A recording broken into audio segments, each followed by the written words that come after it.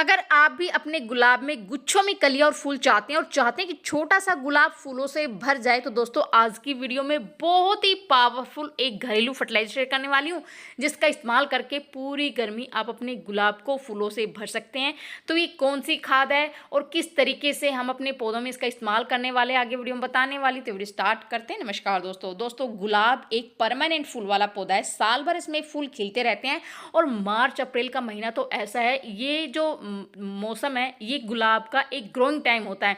इस टाइम पर इतने सारे फूल खिलते हैं, इतनी सारी कलियां बनती है दोस्तों, जैसे आप मेरे गुलाब में को देख रहे हैं। अगर इस मौसम में भी आपके गुलाब में फूल नहीं खिल रहे हैं, कलियां नहीं बन रही है, तो ये वीडियो खास आपके लिए होने वाला है, क्योंकि आज एक ऐसी जबरदस्त घरेलू खाद बताऊंगी जिसका इस्तेमाल करके आप पूरी गर्मी अपने गुलाब को इस तरीके से, जैसे आप मेरे गुलाब में देख रहे हैं, हर एक ब्रांच पर कलियां बनी दोस्तों, गुच्छों में कलियां बनी हुई है।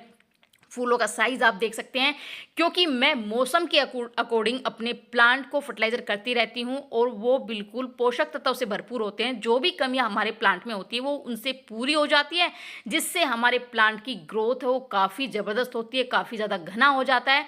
साथ में कुछ ऐसी टिप्स मैं शेयर करूँगी जिनको अगर आप फॉलो करते हैं तो आपका गुलाब भी दोस्तों, जैसे मेरे गुलाब है ना, बिल्कुल फूलों से कलियों से भरा हुआ, आपका गुलाब भी फूलों से भर जाएगा। और जो आप कहते हैं कि ना हमारे गुलाब में फूल नहीं आते हैं, कलियां नहीं बनती, तो ये शिकायत बिल्कुल दूर हो जाएगी दोस्तों। आपके गुलाब में भी गुच्छों में फ्लावरिंग होगी, जैसे आप मेरे प्लांट को देख रहे हैं। तो सबसे पहले तो अगर आप अपने गुलाब में फूल चाहते हैं तो उसको कम से कम 5 से 6 घंटे की धूप जरूर दिखाएं दोस्तों। अगर प्लांट को धूप नहीं मिलेगी तो इसमें ना तो कलियां बनेगी, ना फूल खिलेंगे, और रोग और लग जाएंगे, जैसे पत्तियां वो काली पड़ जाती हैं, बिल्कुल ब्लैक से कीड़े लग जाते हैं। तो ये समस्या हमारे प्लांट पर जब धूप नहीं मिलती है तो इस तरह की हो जाती है। दूसरा दोस्तों, आपको टाइम टू टाइम इस तरह से जब भी फूल सूख जाते हैं उनको तुरंत निकालते रहें। सूखे हुए फूल में प्लांट अपनी एनर्जी लगाते थे, जिससे प्लांट की ग्रोथ रुक जाती है। तो इस तरह से जब भी फूल सूख जाते हैं तो आप उस तरह से निकाल दीजिए दोस्तों। अपने प्लांट की टाइम टू टाइम प्रूनिंग ज़रूर करिए। ये टाइम जो होता है, जैसे मैंने अपने प्लांट की फरवरी में बहुत ही हार्ड प्रूनिंग करी थी, और फरवरी और अक्टूबर में अब मैं अपने प्लांट की हार्ड प्रूनिंग करती हूँ। बाकी टाइम मैं अपने प्लांट की सॉफ्ट प्रूनिंग करती रहती हूँ, जिससे मुझे क्या होता है कि दोस्तों, मैं क्योंकि प्रूनिंग करने में मैं कोई कंजूसी नहीं करती, प्रूनिंग मैं अपने प्लांट की अच्छे से करती हूँ, जिसका फ़ायदा मुझे ये मिलता है कि मैं बहुत सारे नए प्लांट तैयार कर लेती हूँ।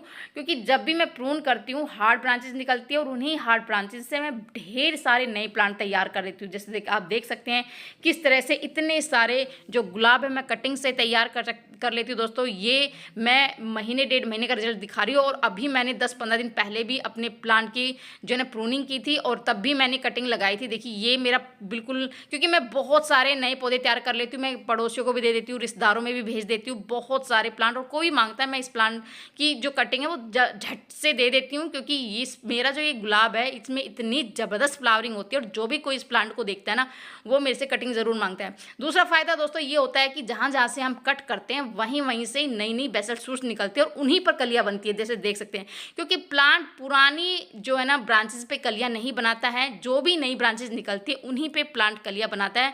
यही कारण होता है कि मेरा प्लांट हमेशा फूलों से भरा रहता है, क्योंकि मैं टाइम टू टाइम प्रूनिंग करती रहती हूँ, जिससे कि नई नई बेसल शूट्स निकलती रहती है। बहुत ही ज़्यादा मेरा प्लांट काफ़ी ज़्यादा बूसी और घना हो जाता है, जिससे मेरे प्लांट में बहुत ही अधिक फ्लावरिंग होती है, गुच्छों में कलियां और फूल खिलते हैं दोस्तों। दूसरा ये कि मैं टाइम टू टाइम अपने प्लांट की गुड़ाई ज़रूर करती हूँ दोस्तों, क्योंकि गुड़ाई करने से क्या होता है कि मिट्टी एक तो ढीली होती है, क्योंकि जब मिट्टी टाइट हो जाती है और हम कोई भी खाद डालते हैं तो उसका पूरा पोषण प्लांट को नहीं मिलता है।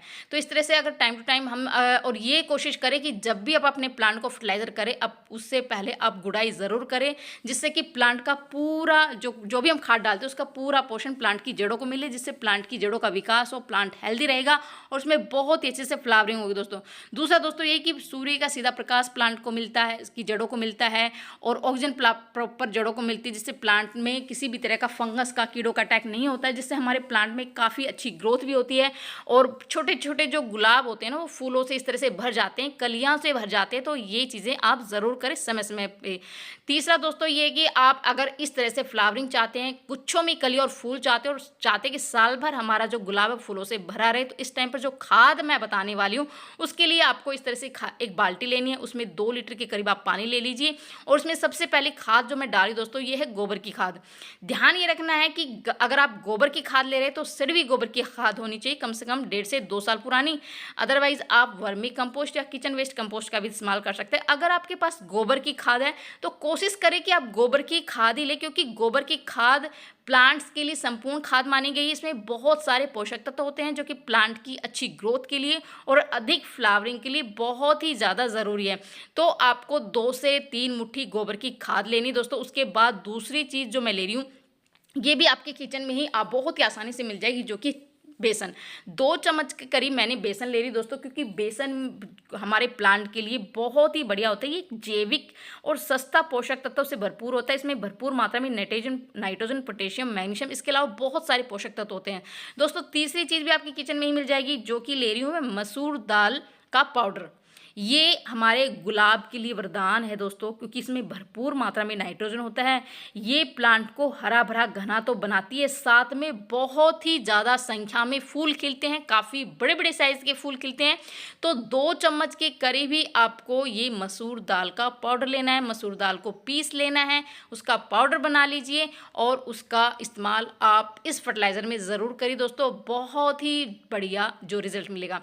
तीसरी चीज़ दोस्तों मैं ले रही हूँ नीम खली एक खाद का काम तो करती है, साथ में ही एक नेचुरल कीटनाशक भी है, जिससे हमारे प्लांट में की मिट्टी में जो भी फंगस कीड़ों का अटैक हो जाता है, चींटी आ जाती है, वो बिल्कुल दूर हो जाएगी और हमारा प्लांट काफ़ी ज़्यादा हेल्दी रहेगा। तो तीनों चीज़ों को अच्छे से 3 से 4 चीज़ मैंने इसमें डाली है और सारी चीज़ें आपको बहुत ही आसानी से मिल जाएगी। सारी चीज़ों को अच्छे से मिक्स कर लीजिए, बहुत ही अच्छे से मिक्स करना है और इसको हमें ढककर कम से कम 15 दिन के लिए रखना है दोस्तों।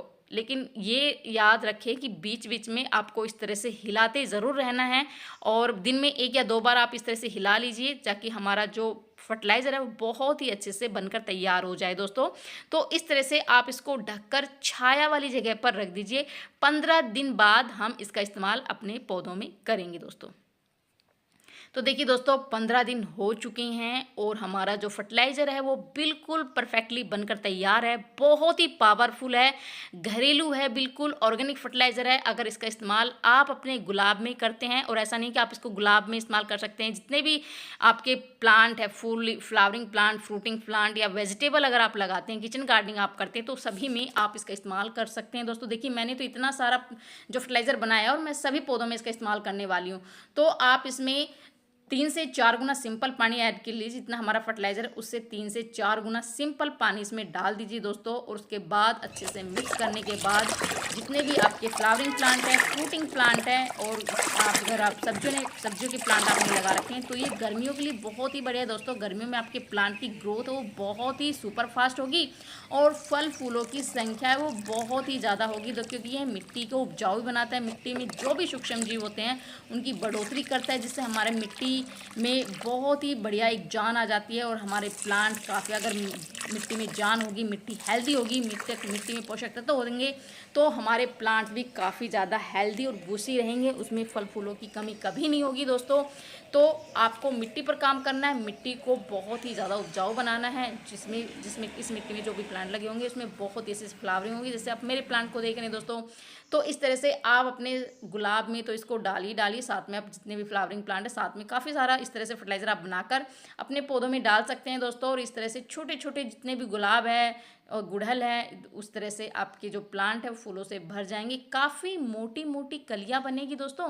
तो इस तरह से देखिए मेरे प्लांट तो इस तरह से मैं समय समय पर इस तरह से अब जैविक फर्टिलाइज़र का इस्तेमाल करती रहती हूँ, ऑर्गेनिक चीज़ों का इस्तेमाल करती हूँ, केमिकल खादों का इस्तेमाल मैं नहीं करती हूँ। और ये जो रिजल्ट मैं आपको दिखा रही हूँ बिल्कुल घरेलू चीज़ों का रिजल्ट है दोस्तों। तो आप भी अपने गुलाब में इस तरह घरेलू चीज़ों का इस्तेमाल करके ढेर सारे गुलाब ले सकते हैं। तो ये थी छोटी सी जानकारी, पसंद आए तो लाइक से ज़रूर करते हैं। मिलते हैं नेक्स्ट वीडियो में, तब तक के लिए बाय दोस्तों।